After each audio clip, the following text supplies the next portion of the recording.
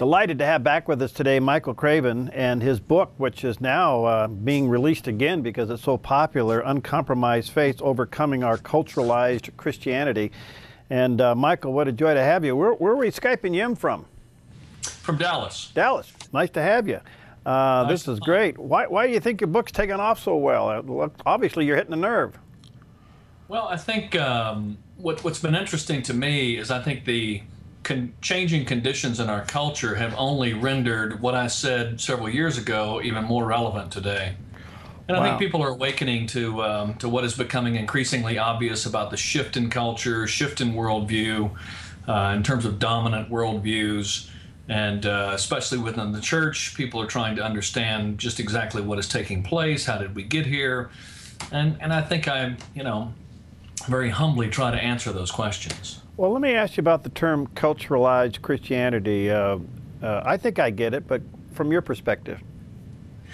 Well, I think what we have suffered over the course of really the last century is a domestication, if you will, of the Christian faith. And what I mean by that is Christianity has sort of syncretized with being American, perhaps being politically conservative, and in doing so, it's lost some of its own authenticity, some of its biblical uniqueness, if you will. Because I would argue that the Bible calls us to something far more radical than being merely patriotic. Not that there's anything wrong with being patriotic, but the life to which Christ calls us is a life of self-sacrifice. It's a life of pouring ourselves out on behalf of the world. Whereas sort of the American dream, when that is blended into the Christian faith, it's more of a therapeutic message, that it's the come to Jesus and be happy message, that Jesus has come to give you prosperity and health and personal peace and make all of your problems go away. And of course, as we know, that's not the biblical gospel. You know, we track generational science, even some neural marketing here in broadcasting to see some trends. And what's interesting to me is that the younger generation, they don't need to hear the same sermon 15 times. They only need to hear it once, and they're ready to engage and go serve others. We're still trying to be convinced of the idea. Right, isn't that interesting? And I think that is a trend that we're observing in the church today. And of course, all the data indicates that we're seeing a massive migration of young people out of the church, most of whom begin in the church. In fact, I think the most recent statistics indicate that over 80% of teenagers are involved in their church, in a local church, in some way. So this is a pretty high number. And it kind of goes against the secularizing theory, the idea that the nation is becoming increasingly secular. Ross Douthat, in his recent book, Bad Religion, How We Became a Nation of Heretics, makes a compelling argument that secularization is not really what is confronting us or confronting the church in America today as much as it is heresy. What I call culturalized Christianity, he calls heresy. Both indicate that there's been a deviation from core Orthodox Christian understanding. Well, you know, Michael, when you scan the Christian television dial, if I can say that, and you look at the mass numbers that are attending some of these, not only churches, but, conferences and things like that, they are by the thousands, but it doesn't translate into a cultural change Monday morning. What's going on? Well, I think because most of the messaging that you hear increasingly in the church today is really centered on self. Christian Smith, the sociologist who was at the University of North Carolina, Chapel Hill, and now is at Notre Dame, coined this moralistic therapeutic deism to describe the practical beliefs and practices of young evangelicals. Well, and he also goes on to point out that these young evangelicals learned this faith from their parents. So it's not like this generation of young people are abandoning what was a faithfully prior generation. Quite the contrary. They learned this faith from their parents. And to define that, when he says moralistic therapeutic deism, he basically is arguing that most people perceive their relationship with God or the Christian faith to be one of providing them some moral structure, a list of do's and don'ts. You should do this, you should not do that.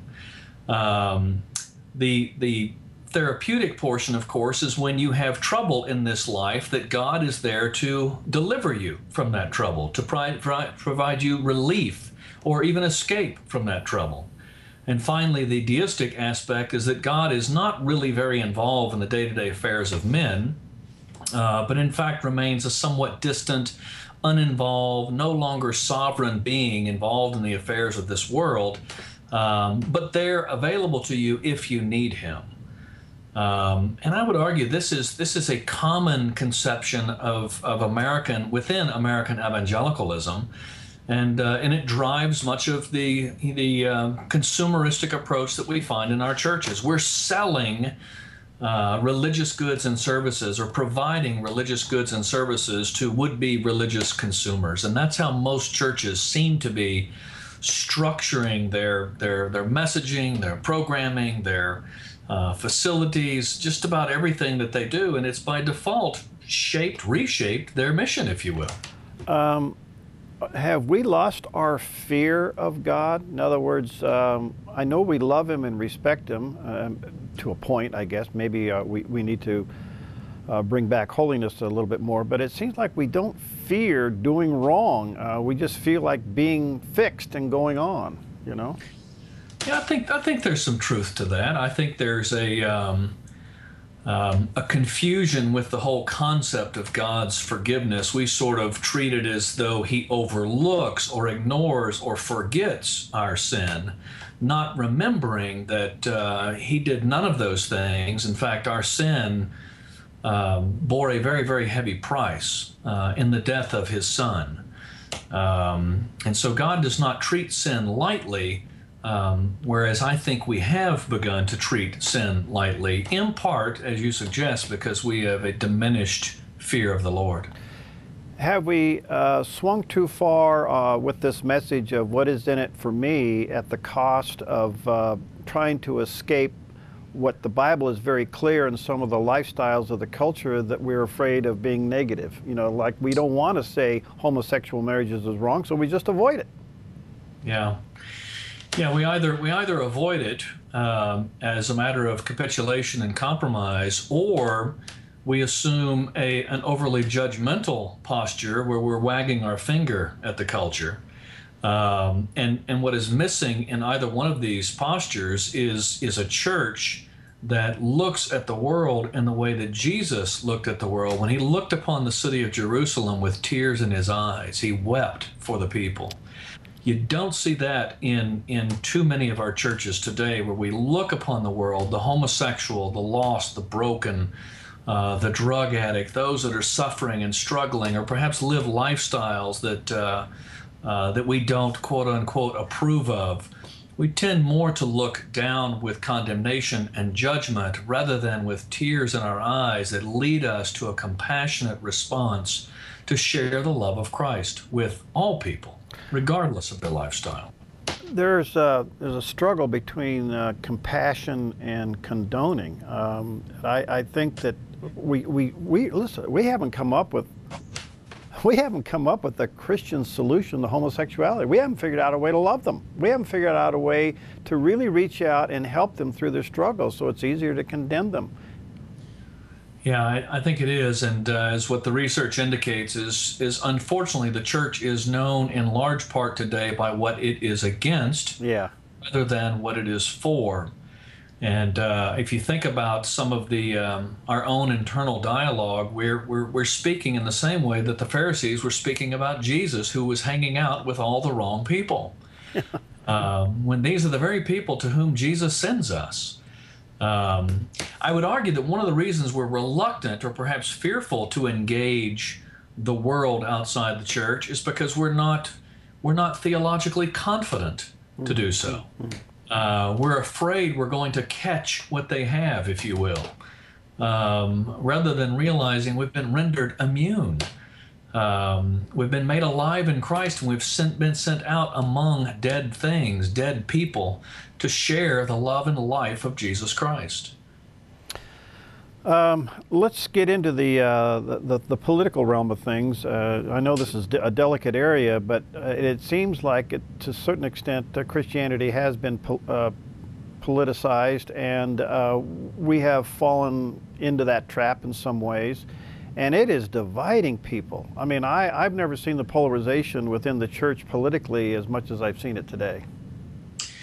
Yeah, I think that that represents a stage in the descent of our culture when all things, all issues, in essence, become politicized. Everything is reduced to its political value. And what it does is it inhibits us as a society from having meaningful discourse and dialogue that is respectful, that is where we're able to disagree in a public setting.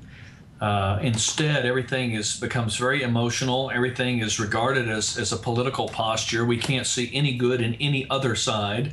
It's either all bad or it's all good, i.e. the polarization that we're experiencing today. And much of it is driven by this sort of moralistic tone. We judge people and issues and candidates especially on moral issues. Not that we should not. But when we enter into the realm of politics, we're also concerned with larger issues. We're also concerned with economic philosophy, economic policy. We're concerned with political philosophy, the philosophy of the state, the philosophy of government. As Christians, we are informed by Scripture, and we have should have a fairly robust philosophy of government, or a philosophy of economics. That derives from Scripture, what we would refer to as the Christian life and worldview. Unfortunately, this worldview seems to be absent in the minds of many Christians, as all of the evidence overwhelmingly suggests. So we don't think Christianly, in other words. And if we thought Christianly, I would argue we would be far less politicized in our political activity, if that makes sense. No, I think it makes great sense. The reason I bring this up, we have a son that's a state senator. I've been involved in it. And what surprises me is that the greatest criticism actually came from what we thought were friends, because we weren't this enough or that enough or something else enough. And if you even reached across the aisle to have some kind of a dialogue, knowing that there are differences, but at least trying to find a way to get along, that was seen as a compromise, and you really weren't who you said you were. Right, and what you see is this is an extension of the same polarization that has driven the church to withdraw from the world, to isolate itself from the world, and really assume this judgmental posture. The very thing that we are commanded not to do, we have done. Mm-hmm. We've drawn these distinctions, these lines between us and them. We're the good guys, they're the bad guys. There is nothing Christian about that posture, nothing whatsoever. I'm pretty passionate about this because I see us going into this election cycle as a church pretty divided, and now we're faced with, we have a president that claims to be a Christian, and we have a potential candidate that's a Mormon, and Christians, I mean, the criticism and the stuff that's flying around, I'm going, oh man, we're in a real mess. I'm afraid we're going to sit it out. Yeah. Yeah, it's. I think this is again an example of how we have come to think as the church in this country. In fact, I saw a bumper sticker the other day that symbolizes this. It says, "I want a Christian president." Now, on the surface, that may seem like a nice sentiment, but the better suggestion is, "I want a competent president." That is driven by a specific sense of moral order. Martin Luther himself said that I would much rather have a competent pagan than an incompetent Christian in public office. Mm-hmm. But for us, it's the ideology that we're interested in more than the actual effect, which is, I think, what got us into this mess in the last election, because people were driven by the novelty of perhaps electing the first black president and not really asking the harder questions of, what are his qualifications? Is he competent to function as the chief executive of the United States of America? I mean, these were questions that, in all honesty, most people simply bypassed. No, he wasn't vetted. So, but the irony is we tend to do the same thing on the right. And so we have to use more thoughtful criteria. We have to apply our reason. God gave us reason. He gave us the ability to think, and I wish we'd start using it. Michael, it seems to me that, if I can use a Christian term, that the fields seem to be wide unto harvest. In other words, the whole world are now asking, what is truth? Who can I trust? What is really real? I mean, the stage has been set for the Christians to come up with the goods. And if we stay in the posture that you're defining here, we may miss this opportunity. Well, and to offer or to inject a little optimism, because I'm not pessimistic in the slightest about the future. I think if one takes seriously a thorough analysis of the state of the church in America today, one can only conclude with all honesty that we're in serious trouble. Right. But we didn't get here overnight. This is the result of decades, if not a century or more of particular theological streams within the church, the flow of the 20th century, cultural conditions imposed in the 20th century. But there also seems to be an awakening to these realities, right, and a response to these realities. And it's the hardening of conditions, it is the worsening of conditions that God uses to bring about this revelation, to bring about this understanding. We do understand certain facts, that there is a way that God has designed his created order. And if you go against that way, in other words, if you go against the grain of the universe, you're going to get splinters. Well, more and more people are going against the grain of the universe, and they're suffering the splinters.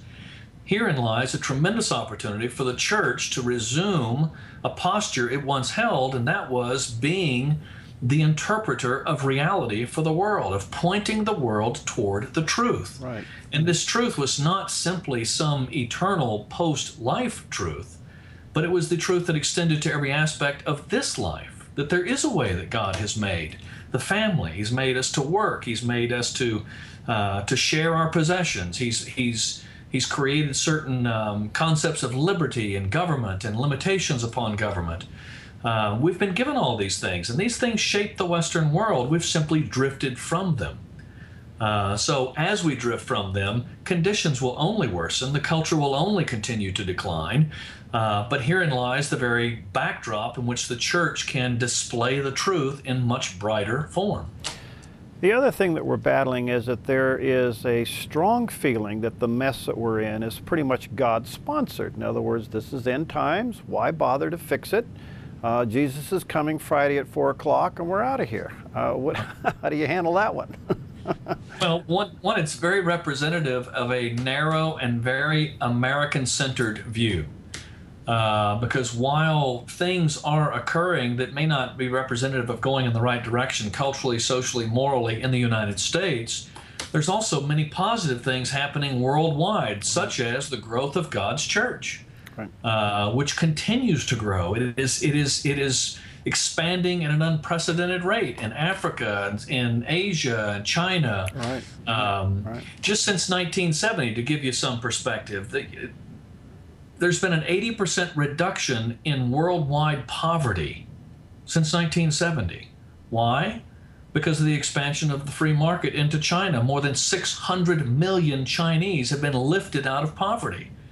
And ultimately, what even the Chinese understand is that these ideas, these economic ideas, originate in the Christian life and worldview. Now, that doesn't mean that they're embracing Jesus Christ of Christianity, but they are opening the doors to the ideas of Christianity because those ideas conform with the truth of human reality and experience. So there's many positive things. The church continues to grow, so I'm not sure how American Christians can lay claim to the idea that the world is getting worse. Frankly, I would rather be living today in 2012 than in 1912. No question about it. And we have these tools. I mean, we have the media today. I mean, I'm looking at some statistics that I was just reading before I came into the studio to talk to you today. The growth of Christianity, as you said, worldwide is growing like crazy. And now with the electronic media involved, and especially digital broadcasting, the multiplication table is beyond our ability to comprehend. It's just amazing what's happening out there.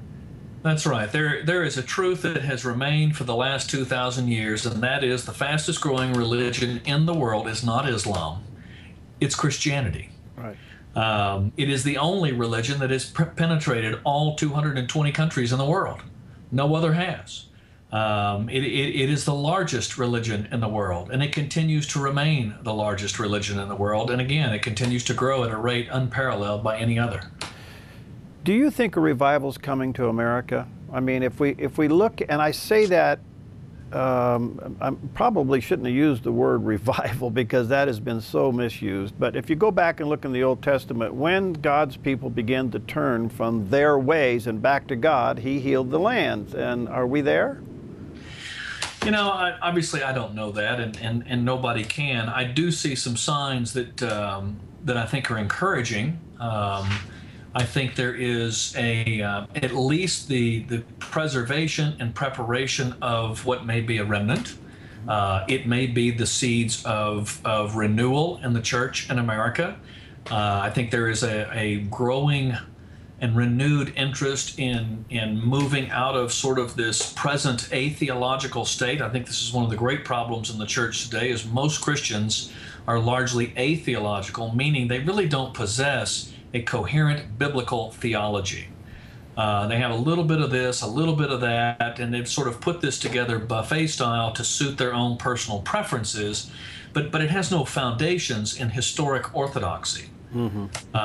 I see a renewal of interest in returning to a much more robust understanding of these deep, broad theological truths that not only transformed individuals, but transformed the society in which those individuals lived and shaped what we enjoy today as Western civilization, which is the civilization that has enjoyed more flourishing than any other in the history of the world. Michael, in your book, you're very strong about the importance of marriage, pushing back feminism and how that has influenced the culture and the rise of New Age spirituality. So somewhere there's a responsibility on our part to push back, and yet without being seen as anti-everything. How do we do this? Well, I think we're at a critical moment, to be quite honest. I think the conditions of our culture may necessitate a change in strategy. And I don't know this for certain, but it may be that we are beyond the tipping point in assuming an antagonistic posture against those who advocate for same-sex marriage, and it might be incumbent upon the church to recover something that is closer to the first century church, in which they were protagonists in advocacy of a new view of sexuality, family, parenting, and this view would ultimately go on to dominate the Roman world. And they didn't do it by protesting against the practices of the Romans. They did it by creating a community of people who demonstrated what life looked like when lived under the rule and reign of God, and therefore they prospered and they flourished in all the most meaningful ways, while the culture around them continued to decline and descend and suffer. And I think we may be coming to that point where the greater strategy for the church is to reaffirm marriage as we understand it, given to us by God, one of those three institutions created by God for the organization of human activity.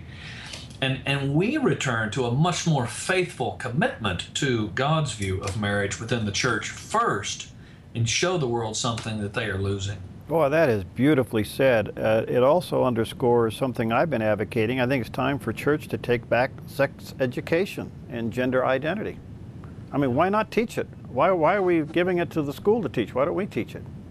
Yeah, I wholeheartedly agree. I mean, historically, this was an occupation that was reserved for the family. It was not given to the state.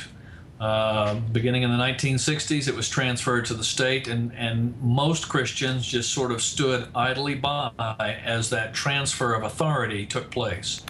And we are suffering from it as a result. Michael, thank you for your time. I value it greatly, and I want to commend you for your work and your passion. By the way, before I let you go, you do write articles, and where can people plug in and start reading some of your material?